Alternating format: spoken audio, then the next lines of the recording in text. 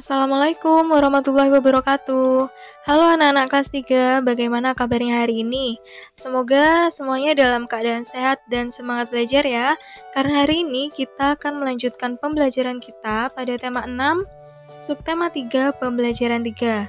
Dan seperti biasanya, sebelum belajar, marilah kita berdoa terlebih dahulu ya. Berdoa dimulai.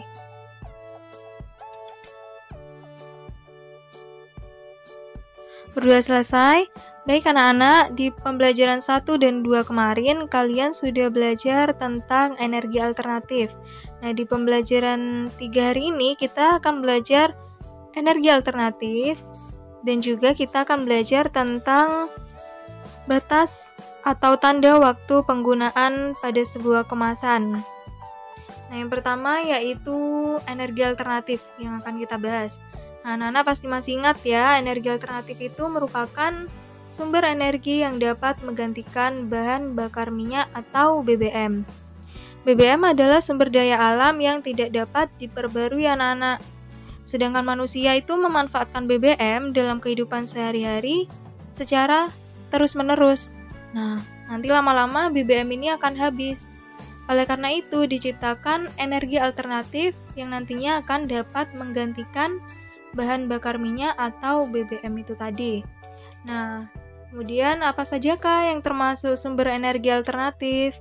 Yang pertama yaitu PLTS, pembangkit listrik tenaga surya. Nah, di sini memanfaatkan panas matahari untuk pembangkit listrik ya. Yang kemudian kedua adalah pembangkit listrik tenaga air atau PLTA. Sudah terlihat itu memanfaatkan energi air sebagai pembangkit listrik. Dan yang ketiga yaitu PLTB atau pembangkit listrik tenaga bayu. Bayu itu angin ya, di sana memanfaatkan angin untuk pembangkit listrik. Nah, anak-anak, panas matahari, lalu gerak air, dan gerak angin itu dapat diubah menjadi energi listrik. Nah, listrik yang dihasilkan dari matahari, air, dan angin inilah yang dapat digunakan sebagai pengganti bahan bakar minyak. Nah, coba kalian perhatikan pembangkit listrik tenaga air. Nah, air itu memang sangat penting ya bagi kehidupan makhluk hidup. Jadi tidak hanya manusia saja yang membutuhkan air, tapi hewan dan tumbuhan juga sangat membutuhkan air. Nah, anak-anak, dalam kehidupan sehari-hari, manusia memanfaatkan air itu untuk mandi, untuk mencuci pakaian, dan juga untuk minum ya. Nah, tetapi sebelum memanfaatkan kita harus memperhatikan terlebih dahulu kebersihan air tersebut, karena itu akan berpengaruh terhadap kesehatan kita. Nah, anak-anak pasti pernah ya membeli air minum kemasan yang ada di toko, di pasar, atau di supermarket. Nah, di kemasan air tersebut biasanya itu ada tulisan atau keterangan baik digunakan sebelum 180708. Nah, coba perhatikan. Nah, itu artinya menandakan tanda waktu penggunaan anak-anak. Nah, di sini kondisi tidak baik disebut juga kadaluarsa. Nah, supaya anak-anak lebih paham, mari kita pelajari bersama-sama ya. Nah, misalkan pada sebuah kemasan air tertulis baik digunakan sebelum 180708. Nah, 18 itu menunjukkan hari atau tanggal, kemudian 07 itu menunjukkan bulan, 08 itu menunjukkan tahun. Berarti minuman tersebut baik digunakan sebelum tanggal 18 bulan 7. Bulan 7 itu, nah coba dilihat, bulan 7 itu bulan Juli ya. Kemudian tahun 2008. 08 itu artinya 2008. Nah, jadi minuman ini sebaiknya digunakan sebelum tanggal 18 Juli 2008.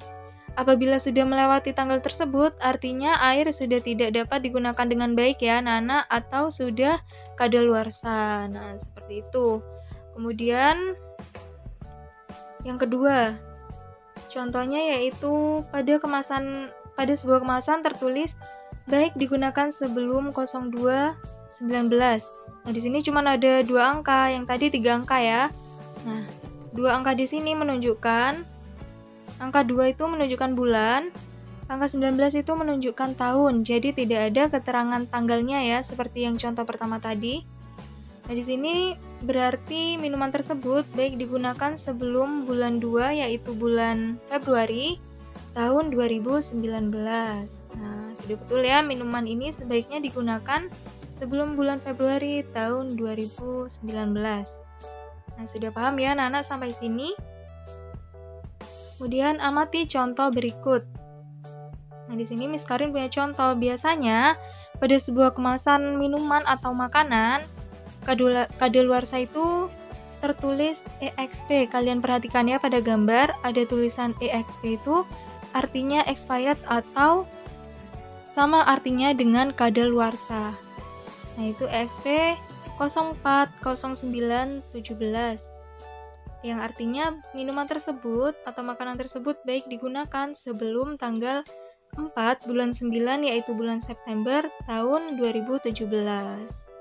Kemudian contoh yang kedua, kadaluarsa ini atau tanda waktu penggunaan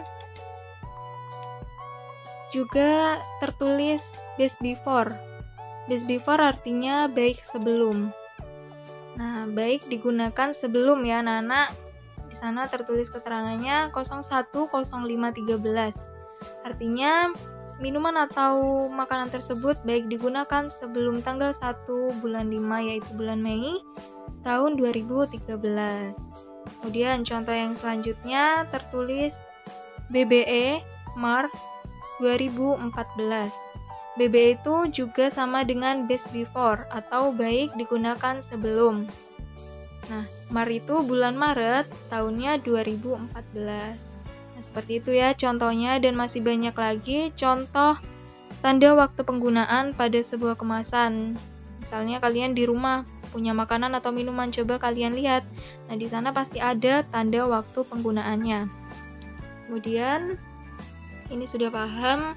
Contoh selanjutnya di sini pada sebuah kemasan minuman itu tertulis baik digunakan sebelum 12, 11, 18. Kemudian ada soal, jika hari ini tanggal 10 November tahun 2018, berapa hari sisa waktu untuk minuman tersebut? Nah, kalian perhatikan gambarnya. Di sana tertulis keterangan baik digunakan sebelum tanggal 12 bulan 11, yaitu bulan November tahun 2018. Jika hari ini tanggal 10 November, berapa hari sisa waktu untuk minuman tersebut? Nah, kita lihat, kita hitung dari tanggal 10 November ke tanggal 12 November, karena di kemasan tertulis tanggal 12 November ya. Kita hitung sisa berapa hari. Nah, yaitu dari tanggal 10 ke tanggal 11 terhitung 1 hari, kemudian dari tanggal 11 ke tanggal 12 terhitung 1 hari. Nah, 1 ditambah 1 yaitu 2, berarti sisa waktu untuk minuman tersebut yaitu 2 hari. Nah, seperti itu ya anak-anak. Nah, ini jika kalian sudah paham. Oh ya, Miss Karin ingatkan, ini kita menghitung dengan cara loncatan ya, seperti ini. Dari tanggal 10 ke tanggal 11 dihitung 1 hari, kemudian dari tanggal 11 ke 12 dihitung 1 hari. Nah, berbeda lagi ketika kalian menemukan soal yang bunyinya seperti ini misalnya. Dayu masuk sekolah dari hari Senin sampai hari Jumat. Kemudian pertanyaannya, berapa hari lamanya Dayu bersekolah? Nah, itu cara menghitungnya. Kita tidak pakai cara loncatan seperti ini anak-anak, tetapi kita hitung dari hari Senin. Hari Senin itu terhitung 1 hari, kemudian hari Selasa itu 2 hari, hari Rabu itu 3 hari, Kamis 4 hari, kemudian sampai Jumat ya tadi.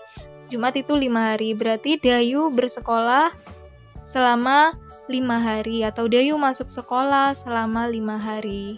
Nah, jadi bukan dihitung dari Senin ke Selasa itu 1 hari, bukan seperti itu ya anak-anak. Jadi Senin itu dihitung 1 hari, Selasa 2 hari, dan seterusnya. Nah, jadi sebelum kalian menjawab pertanyaan, kalian perhatikan dulu kalimat dari soal yang ditanyakan. Nah, seperti itu ya anak-anak. Nah, ini Miss Karin rasa kalian sudah paham ya. Kemudian jika sudah paham, di sini ada tugas di rumah untuk anak-anak, yaitu mengerjakan buku tema 6, subtema 3, pembelajaran 3 pada halaman 127 sampai 129. Nanti kalian coba buka bukunya ya, kemudian dikerjakan. Nah, anak-anak, sudah selesai hari ini pembelajaran kita. Semoga kalian dapat memahami ya. Apabila ada yang kurang paham, silakan kalian tanyakan kepada Bapak Ibu guru.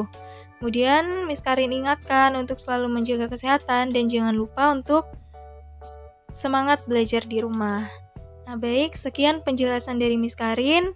Mohon maaf apabila ada kesalahan. Terima kasih atas perhatiannya. Wassalamualaikum warahmatullahi wabarakatuh.